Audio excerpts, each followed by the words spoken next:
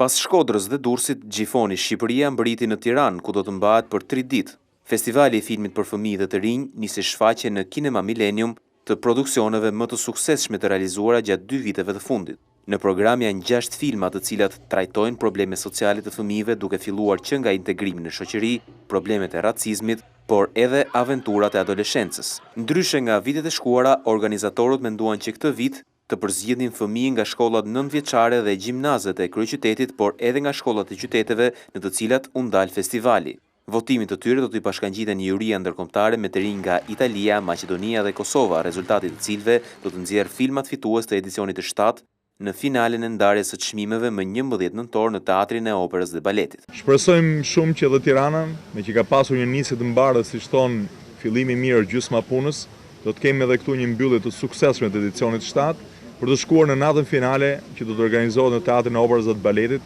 ku do të kemi edhe ndarjen e çmimeve tradicionale tashmë, nga një çmim të parë për të 2 gjinitë e filmave, pra për të 2 kategoritë e jurisë, njëkohësisht edhe çmimin Xhanfize Keko që na japim çdo vit. Si çdo vit, një uri me të rinj shqiptar do të udhtojë drejt Italisë për të bërë pjesë e jurisë ndërkombëtare të Gjifonit në këtë vend.